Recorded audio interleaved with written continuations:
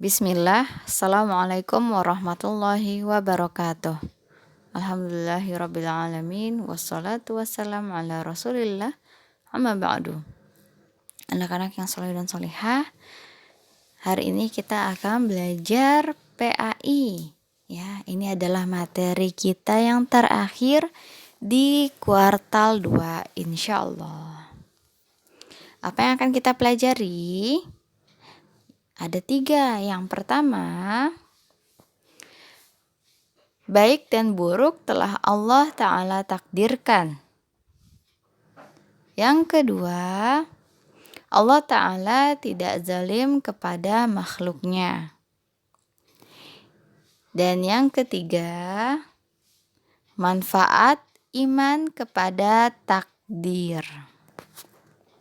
Kita bahas satu persatu ya. Yang pertama terlebih dahulu, yaitu baik dan buruk telah Allah takdirkan. Allah Ta'ala dan Rasul-Nya melarang membahas tentang nasib bahagia dan celaka seorang hamba, karena perkara tersebut di luar pengetahuannya.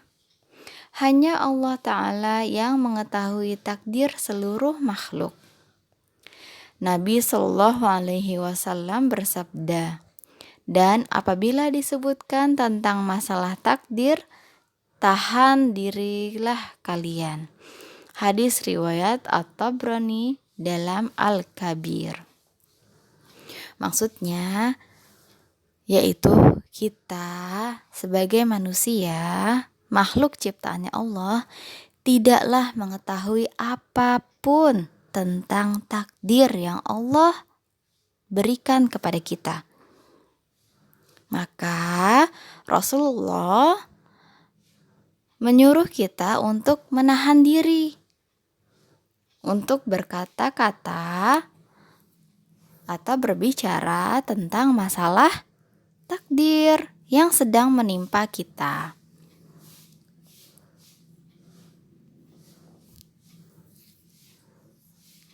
Manusia diwajibkan beramal soleh dan tidak boleh menyandarkan kepada takdir, karena kelak akan dimintai pertanggungjawaban atas segala amal perbuatannya di dunia. Allah Ta'ala berfirman, Dia tidak ditanya tentang apa yang diperbuatnya, dan merekalah yang akan ditanya. Quran Surat Al-Anbiya ayat 23.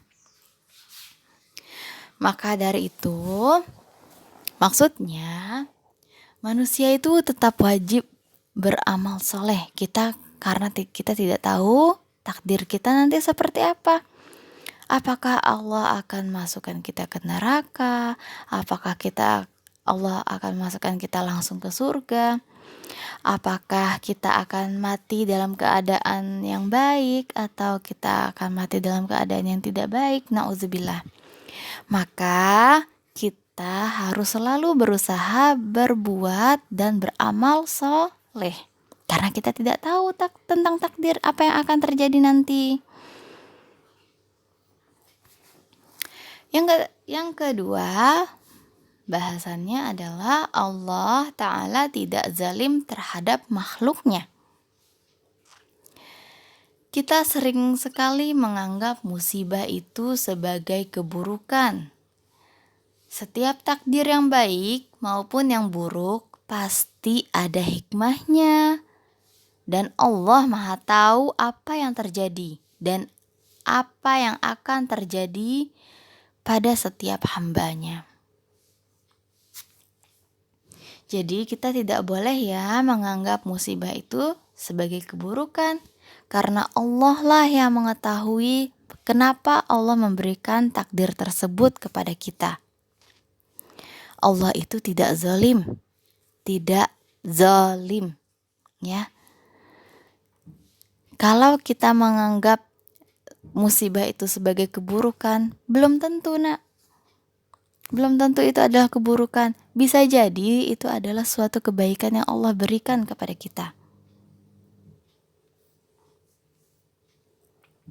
Allah Ta'ala berfirman dalam surat Al-Baqarah ayat 216. Boleh jadi kamu membenci sesuatu padahal ia amat baik bagimu.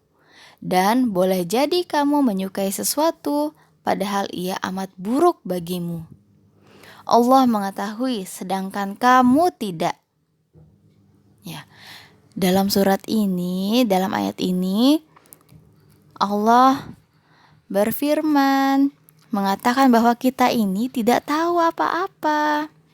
Maka ketika kita mendapatkan takdir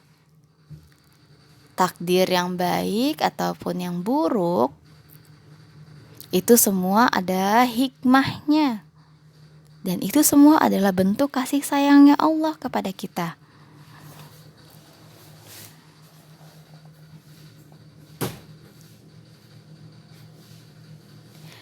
Yang ketiga, tentang manfaat iman kepada takdir.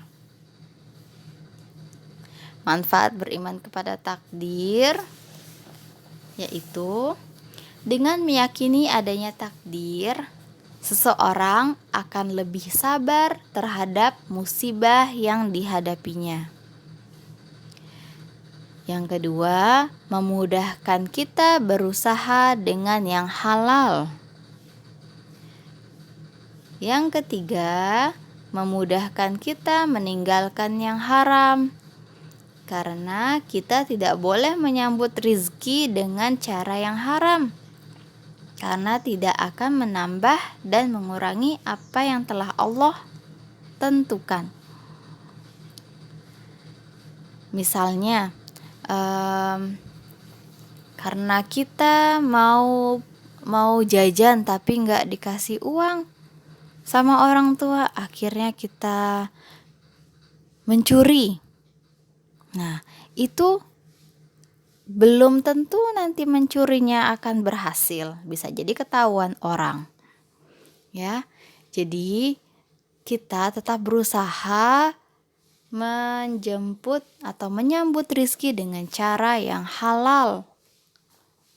Karena Allah itu sudah tetapkan takdir rizki kita.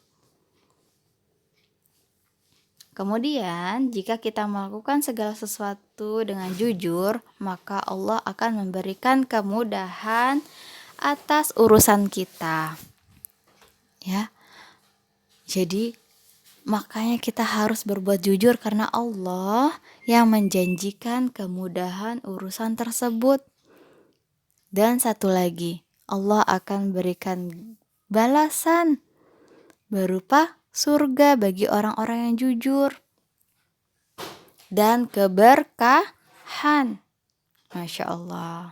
Memang jujur itu tidaklah mudah, makanya diganjar oleh pahala yang besar. Ya. Oke, alhamdulillah itulah materi kita hari ini. Tugasnya ada 5 soal. Kerjakan di buku tulis nak ya. Paling lambat ditunggu sampai jam 2 siang. Semoga Allah memberi kemudahan dalam memahami materi ini. Barakallahu fikum. Wassalamualaikum warahmatullahi wabarakatuh.